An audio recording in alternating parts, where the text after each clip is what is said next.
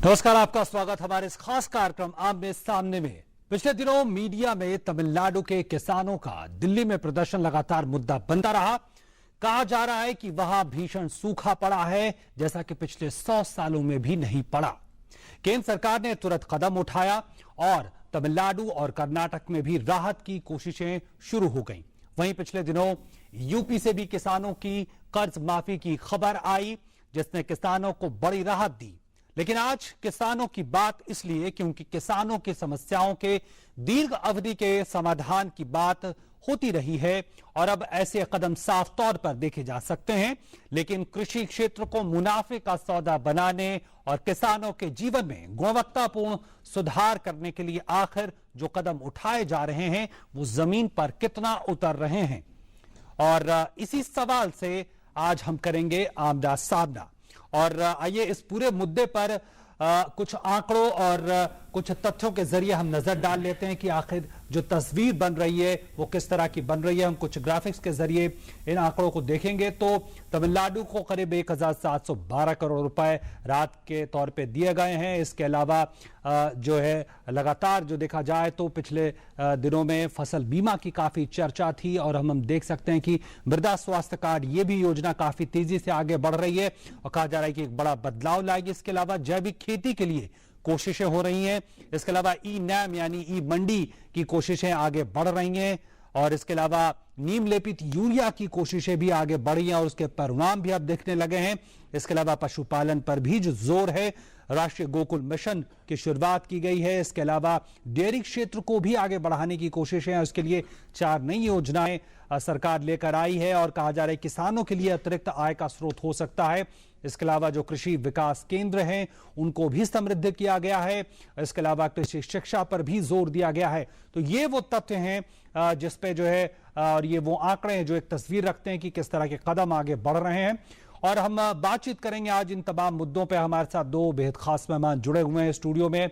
हमारे साथ हैं डॉक्टर अशोक दालवाई साहब, अतिरिक्त सचिव हैं कृषि मंत्रालय में। हमारे साथ हैं प्रोफेसर गौरव वल्लभ, अर्थशास्त्री हैं। बहुत बहुत स्वागत है आप दोनों का।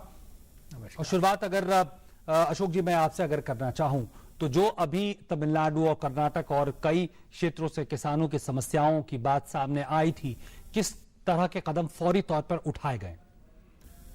हमको राज्य सरकार से जब मेमोरेंडम मिलता है हम तुरंत हमारे टीम को वहां भेजते हैं कि और हम एक इंस्पेक्शन के माध्यम से उनको और किस टाइप का और किस तरीके के किस हद तक हमको सपोर्ट देना चाहिए इसको एक एस्टिमेट करने के लिए हमारा team, joint team, inter ministerial team हम भेजते हैं।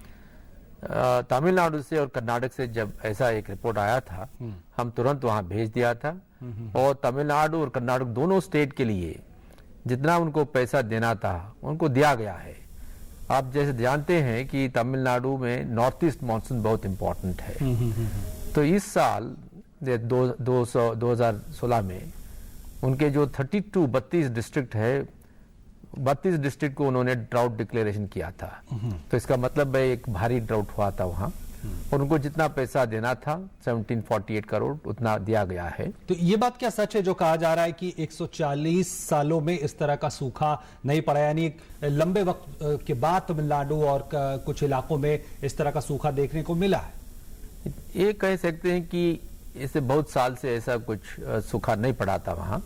ये कहना मुश्किल है कि 100 साल में पहली बार हुआ है, पर ये तो मानना पड़ेगा कि बहुत भारी प्रमाण में वहाँ सूखा पड़ा था और लोगों को, किसानों को तकलीफ उठाना पड़ा है। तो ये तो केंद्र सरकार जानकर ही उनको जितना पैसा देना चाहिए ताकि राज्य सरकार के माध्यम से किसानों किसानों तक वहां पहुंच पाते हैं, वो उसको उतना मदद उनको दिया गया है। ठीक है। इसी तरीके से कर्नाटक में भी जितना सपोर्ट देना चाहिए खरीफ में दिया गया था। फिर कर्नाटक में ये रबी सीजन में भी उन्होंने 26 डिस्ट्रिक्ट में उन्होंने ड्राउट डिक्लेयर किए हैं और कर्नाटक को भी हमने हमारा टीम को भेज दिया था और टीम का रिपोर्ट आया है। अब हाई लेवल कमेटी उसका परीक्षण कर रहे हैं। जी, तो अब क्या जब इतना बड़े स्तर पे सूखा हुआ है और लगातार प्रदर्शन हो रहे हैं, तमाम तरह की मांगे हो रही है, तो अब केंद्र सरकार कैसे देखेगी? फंड रिलीज करने के बाद किस तरह की भूमिका होगी और कैसे ये हालात ना हो, इसके लिए कैसे आप देख रहे हैं? ये है कि जब सूखा पड़ता है कि या नेचुरल कैलामिटी के कारण से जो कष्ट होता है किसानों को, उसके लिए तो नेचुरल डिजास्टर रिस्पांस फंड है और स्टेट डिजास्टर रिस्पांस फंड है, और जिनके द्वारा जो फाइनेंशियल सपोर्ट देना है वो सब देते हैं। और जब एक ड्राउट डिक्लेयर होता है, किसानों को मदद करने के लिए और कुछ रिलीफ भी होते हैं। उदाहरण उनको जो लोन दिया जाता है वो लोन रिस्ट्रक्चर हो जाता है, ताकि रिस्ट्रक्चर के माध्यम से उनको इमीडिएटली रीपेमेंट करना नहीं पड़ता है। और स्टेट्स को ये भी कहा गया है कि वो कंटिजेंसी प्लान बनाकर रखते हैं, ताकि मान लीजिए एक सूखा पड़ गया या और कौन सी प्रकार का कैलामिटी हो गया, तो ऑल्टरनेट क्रॉपिंग प्लान उनको करना पड़ता है। इसके लिए बीज उसको रक्षण करके रखना पड़ता है या किसानों तक पहुंचना पड़ता है। ये सब तो हम हर साल एक मीटिंग करते हैं स्टेट्स के साथ, और हर डिस्ट्रिक्ट के लिए एक डिस्ट्रिक्ट कंटिजेंसी प्लान बनाया गया है। और एक कंटिजेंसी प्लान बनाने के लिए हमारा एक संस्था है क्रीडा, ठीक है, तो ये क्रीडा जो हैदराबाद में है वो ड्राउट प्रोन एरियाज में उनका उपलब्धि है।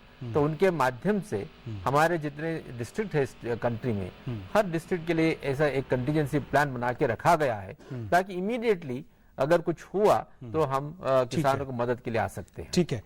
गौरव जी, अगर इसको हम देखें, इस तरह की समस्या हमने देखी थी कि पिछले साल तो मानसून अच्छा रहा था, उसके पहले साल जो 2 साल थे वो काफी मुश्किल भरे साल रहे थे और उसका असर किसानों पे हमें देखने को मिला था। और इस तरह की समस्या उत्तर प्रदेश जैसे राज्य की अगर हम बात कर ले, वहां अभी घोषणा हुई किसानों की कर्ज माफी का।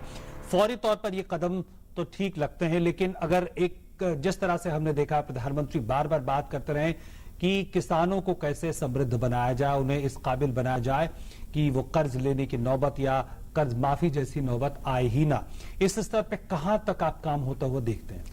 देखिए, पहले इसको एक मैक्रो इकोनॉमिक्स को समझिए कि जो हमारे देश में कृषि पे आधारित लगभग 55% जनसंख्या है और उनका जीडीपी में कंट्रीब्यूशन लगभग 15 से 16% है। तो जब भी हम देश में जब भी बात करते हैं कि भाई देश में जीडीपी बढ़ रही है पर एम्प्लॉयमेंट जॉब्स उस अनुपात में नहीं बढ़ रहे हैं, तो वो job led growth, job less नहीं कर रहा हूं, जॉब लेड ग्रोथ सिर्फ कृषि के ऊपर फोकस होने से, कृषि से ही उत्पन्न हो सकती है, क्योंकि 55% जनसंख्या उसके ऊपर निर्भर है। रही बात लोन वेवर्स की, आज जो उत्तर प्रदेश में हुआ और भी पहले कई स्टेट्स में हुआ, केंद्र सरकार में भी हुआ, तो ये लोन वेवर्स को मैं एक शॉर्ट टर्म पर्सपेक्टिव से देखता हूँ। मैं लोन वेवर को एक लॉन्ग टर्म, इसका इम्पैक्ट लॉन्ग टर्म समस्या का निदान के रूप में नहीं देखता हूँ। लेकिन पर उत्तर प्रदेश की जो आपने बात करी, उसमें मैं लोन वेवर से ज्यादा में जो बड़ा साहसिक कदम है वो 80 लाख टन जो गेहूं की खरीद है, जो कि पिछले साल 2015-16 में लगभग 8 लाख टन के आसपास हुई थी। लगभग 10 गुना खरीद वहां की राज्य सरकार ने उस खरीद को बढ़ा दिया। तो वो एक बड़ा कदम है। नहीं तो क्या होता था कि उत्तर प्रदेश के किसान अपना धान बेचने के लिए नियर बाई स्टेट्स में घूमते थे, क्योंकि वो उस खरीद एमएसपी पे वहां खरीद नहीं हो पा रही थी। तो मैं वेवर से बड़ा साहसिक कदम मानता हूं कि जो ये 80 लाख टन जो गेहूं खरीदने का निर्णय किया गया वो एक बड़ा ठीक है। हाँ। एक बड़ी बात ये तो हम जानते हैं कि लगातार इस बात की कोशिश हो रही है कि कैसे 2022 तक किसानों की आय 2 गुनी हो जाए। इस बीच में एक बात यह भी आ रही है कि जो किसान है, जिस तरह से पूरी कृषि व्यवस्था है वो प्रोडक्शन बेस यानी उत्पादकता आधारित से बढ़कर आय आधारित, ये जो एक पैराडाइम शिफ्ट है, इसको आप कैसा मानते हैं? देखिए, लंबे समय से ये मांग उठती आ रही है कि भाई जिस तरह नौकरी पेशा लोगों के लिए पे कमीशंस है, वैसे ही फार्म इनकम कमीशंस भी होने चाहिए और उन फार्म इनकम कमीशंस के हिसाब से कृषि की आय और जो एमएसपी है उसका निर्धारण किया जाना चाहिए। और राज्य, क्योंकि इसमें क्या कृषि में कि मतलब मेजर फोकस स्टेट गवर्नमेंट्स के पास है, क्योंकि ये स्टेट सब्जेक्ट है। तो किस तरह सेंट्रल गवर्नमेंट और स्टेट दोनों साथ मिलाकर किस तरह इनको डबल इनकी आय की जाए, ये एक बहुत बड़ा चैलेंज है। बिल्कुल। पर इस चैलेंज को पूरा करने के लिए जैसे इनाम है, एक बड़ा अच्छा इनिशिएटिव ठीक है। पर इस इनिशिएटिव को जैसे मैं एक इनाम की हमेशा जब भी कल्पना करता हूं तो मैं सोचता हूं कि भाई पहले भी ई चौपाल वगैरह लगे, वो अपने डिजायर्ड ऑब्जेक्टिव्स को पूरा नहीं कर पाए, पर इनाम में ऐसा ना हो तो इसके लिए व्यवस्थाएं की गई है। और मुझे पूर्ण विश्वास है, क्योंकि मेन जो मुद्दा है वो है कि किसान अपनी फसल को सही दाम पर बेच नहीं पाता। जी बिल्कुल, और उसके लिए बाजार की उपलब्धता और जो बिचौलिए हैं उनका रास्ते से हटना एक बड़ी बात है। यहां रुक रहे छोटे से ब्रेक के लिए, ब्रेक के बाद जब लौटेंगे तो बात करेंगे इस पे कि वो कौन कौन से ऐसे कदम हैं जो उम्मीद जगाते हैं कि 2022 तक किसानों की आय दोगुनी हो जाएगी और जो इस तरह की समस्याएं हैं वो शायद सामने ना आए। रुक रहे हैं छोटे से ब्रेक के लिए। प्रधानमंत्री ग्राम सड़क योजना ने हम गांव वालों के लिए तरक्की के रास्ते खोल दिए। सड़क के गड्ढों की फोटो खींच रहे हो, कोई खास बात है क्या? अरे काका, मेरे मोबाइल फोन में मेरी सड़क ऐप है जिससे प्रधानमंत्री ग्राम सड़क से जुड़ी कोई भी जानकारी सरकार तक भेजी जा सकती है। सड़क से जुड़े सुझाव या शिकायत पर सरकार वाजिब कार्यवाही करती है। प्रधानमंत्री ग्राम सड़क से जुड़ी कोई भी बात, मेरी सड़क एंड्रॉइड ऐप अब हर पल मेरे साथ। अरे सुनिए भाई साहब, जरा गाड़ी चेक कर लीजिए प्लीज, कई हफ्तों से आवाज कर रही है। हाँ अभी देख लेते हैं। मुन्ना मैकेनिक हाथ लगाते ही बता देता है गाड़ी का हाजमा। आप बैठिए। आपकी गाड़ी को टीबी हो गया है, ट्यूबरकुलोसिस। क्या कमाल की बात कर रहे हैं भाई साहब, गाड़ी को भी कभी टीबी हो सकता है क्या? इतना जानते हैं कि गाड़ी को टीबी नहीं होता है, लेकिन ये नहीं जानते कि कोई भी इंसान अगर 2 हफ्ते से ज्यादा खांस रहा है तो ये टीबी के लक्षण हो सकते हैं। इसलिए मैं कह रहा हूँ, याद रखिए, 2 हफ्ते से ज्यादा अगर आपको खांसी हो, बुखार हो, पसीना आ रहा हो, अचानक वजन कम हो जाए तो ये सब के सब टीबी के लक्षण हो सकते हैं। इसकी जांच करवाइए और सरकारी स्वास्थ्य केंद्र में जांच मुफ्त है, एकदम free. India versus TB, TB हारेगा देश जीतेगा। प्रधानमंत्री ग्राम सड़क योजना ने हम गांव वालों के लिए तरक्की के रास्ते खोल दिए। सड़क के गड्ढों की फोटो खींच रहे हो, कोई खास बात है क्या? अरे काका, मेरे मोबाइल फोन में मेरी सड़क ऐप है जिससे प्रधानमंत्री ग्राम सड़क से जुड़ी कोई भी जानकारी सरकार तक भेजी जा सकती है। सड़क से जुड़े सुझाव या शिकायत पर सरकार वाजिब कार्यवाही करती है। प्रधानमंत्री ग्राम सड़क से जुड़ी कोई भी बात, मेरी सड़क एंड्रॉइड ऐप अब हर पल मेरे साथ। जैसे सूट टाइप, यू नो, मुझे ये ग्रीन या फिर ब्राउन। ठीक है, आप ये पैक कर दीजिए। सेब कितने का दिया?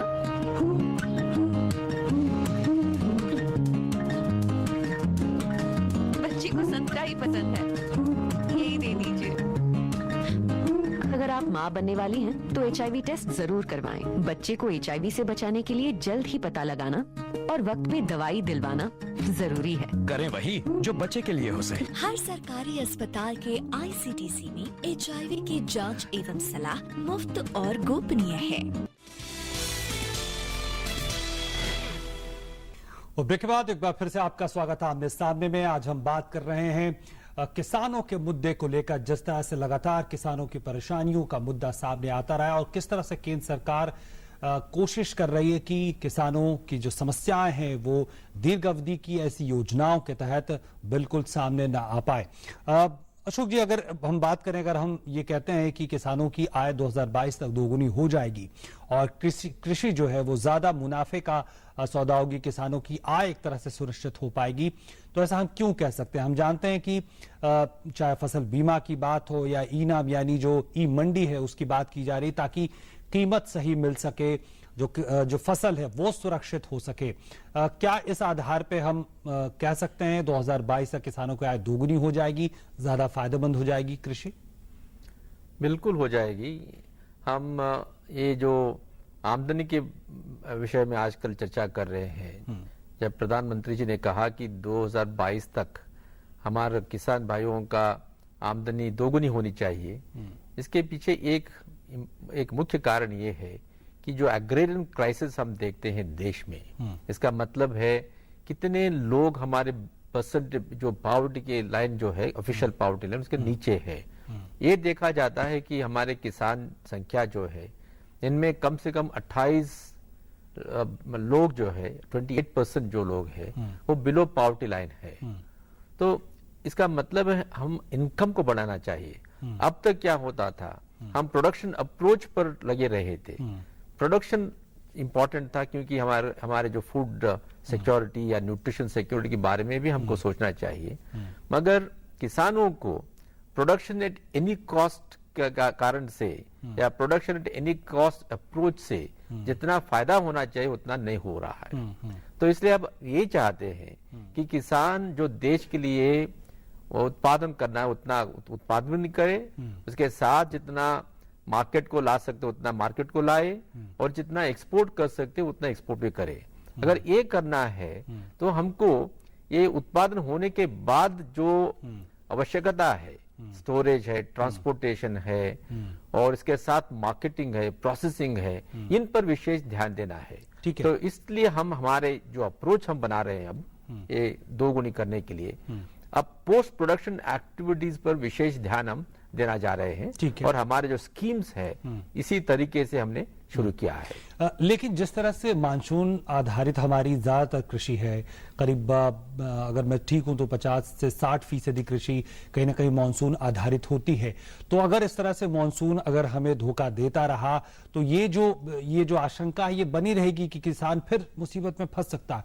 तो इसको ध्यान में रखकर क्या कदम उठाए गए?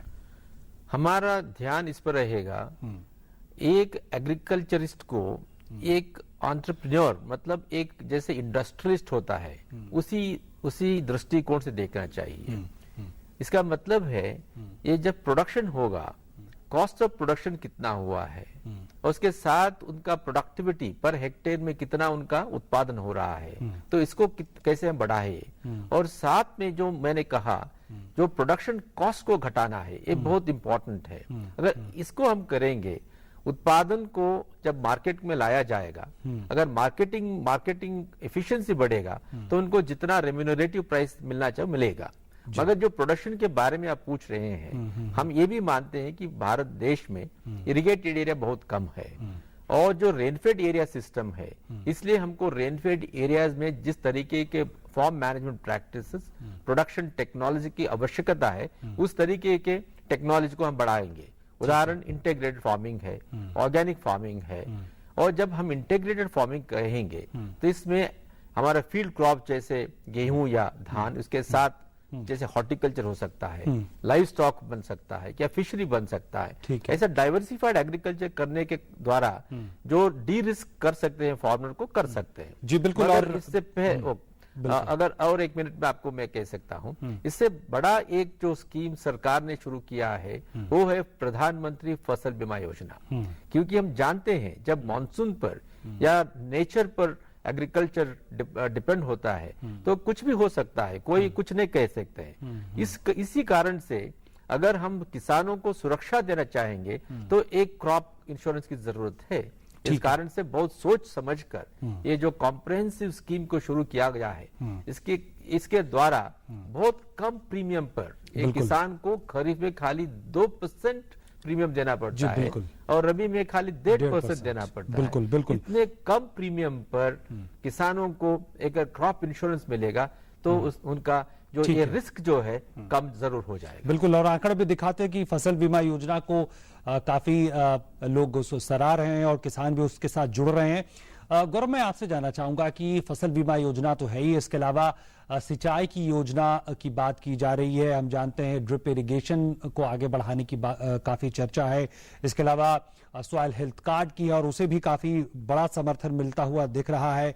इसके अलावा जो कृषि के अलावा जो खेतों के अलावा जो अलग अलग जो काम हो सकते हैं, चाहे पशुपालन की हम बात कर लें या दूसरे ऑर्गेनिक फार्मिंग की हम बात कर लें, इस पे भी जोर देने की कोशिश है। ये कितना आश्वस्त करते हैं कि जो एक किसान जो आशंका के घेरे में रहता है उससे निकल पाएगा? देखिए, सबसे पहले तो अगर इस चीज को समझना है तो हमें पिछले 2 बजट उठा के देखने चाहिए। पिछले दोनों बजट में पहली बार ऐसा हुआ कि एग्रीकल्चर को अलग रखा गया और रूरल इकोनॉमी को अलग रखा गया। इससे पहले हमेशा रूरल इकोनॉमी को हमेशा एग्रीकल्चर का पार्ट मान लिया जाता था। तो ये एक ड्रास्टिक शिफ्ट है, क्योंकि पहले हमारा फोकस, जैसा कि आप चर्चा कर रहे थे, कि मोर प्रोडक्शन पे था। How to increase the productivity पे था। बिल्कुल। अब फोकस हो गया कि how to increase the income. जो सरप्लस बचता है लागत और एमएसपी या लागत और मार्केट प्राइस के बीच का जो सरप्लस है उस प्रॉफिट को कैसे दोगुना किया जाए। तो इरिगेशन की आप बात कर रहे हो, एक बड़ी महत्वपूर्ण योजना है मोर क्रॉप पर ड्रॉप। प्रधानमंत्री जी ने ये नारा दिया क्योंकि हमारे देश में 100% इरिगेशन आप सब खेतों तक पहुंचा दो, ना तो वैसा सिस्टम है ना वैसा हमारी वेदर कंडीशंस है। और तो इसके कारण और एक और बड़ा इंपॉर्टेंट चीज मैं बताना चाहूंगा कि जो नरेगा है उसको इस एग्रीकल्चर प्रोडक्टिविटी के साथ जोड़ा गया।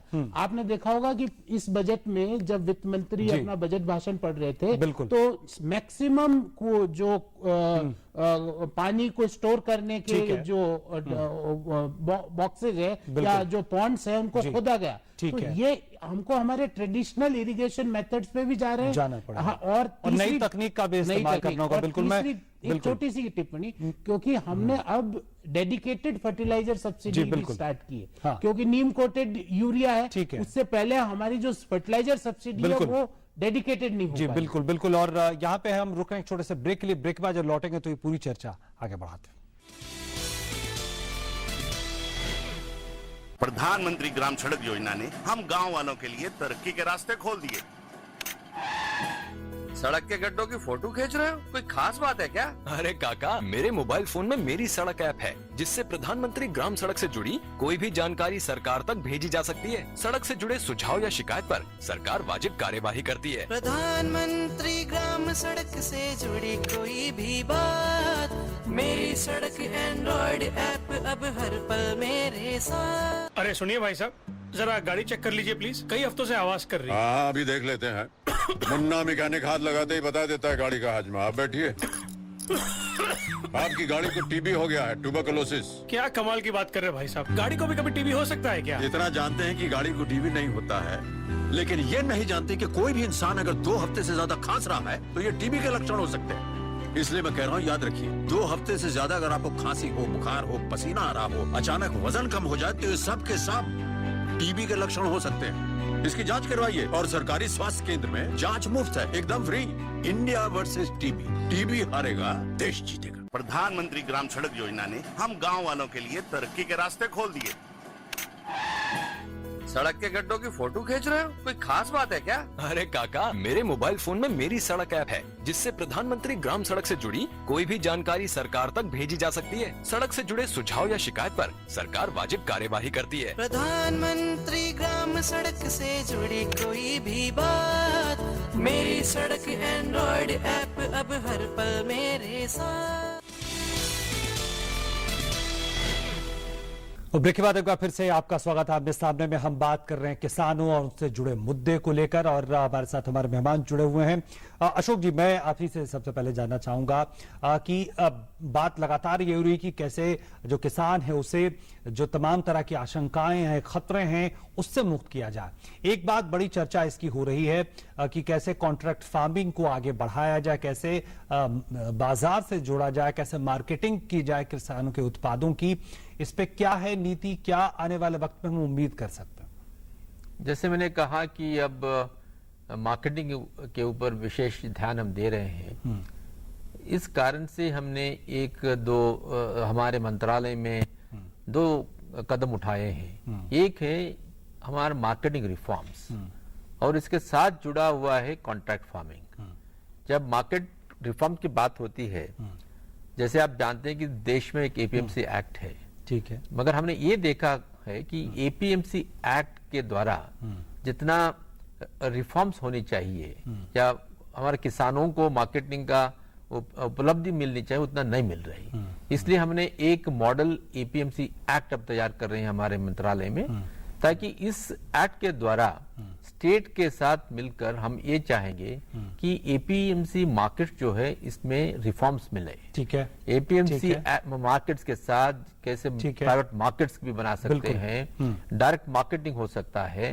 इससे किसानों को एक नहीं बल्कि 2 या 3 मार्केट का ऑल्टरनेटिव मिल जाएगा। ठीक है, एक ट्रांसपेरेंसी आ जाएगा, कंपटीशन आ जाएगा। ठीक है, और इसके साथ हम ये जो ई नाम ने इंट्रोड्यूस किया, बिल्कुल, अब तक 400 मार्केट को हमने ई नैम प्लेटफॉर्म जोड़ दिया है। ठीक है, ठीक अब है। ये जो 14 स्टेट में 400 मार्केट अब जोड़ दिया गया है और हम ये भी चाहेंगे कि अगले साल में और 200 मार्केट को हम जोड़ेंगे। ठीक है, बिल्कुल। आखिरी में कमेंट गौरव मैं आपसे लेना चाहूंगा कि क्या आपको लगता है कि जो एक चिंता है और जिस तरह से तमिलनाडु और कर्नाटक पे हमने देखा है अभी आने वाले मॉनसून को लेकर भी कई तरह की आशंकाएं, तो कितना हम आश्वस्त हो सकते हैं आज की, कितना तैयार हैं सरकारें? अब छोटा सा कमेंट। देखिए, सरकार हमेशा तैयार है और कृषि के इस सरकार का कृषि पर पूर्ण रूप से फोकस है, रूरल इकोनॉमी पे फोकस है और जो भी योजनाएं आ रही है बहुत बड़ी, कोई बहुत बड़ा फेरबदल नहीं, बस किसान को क्या चाहिए कि उसका जो प्रोडक्ट है वो सरकार सही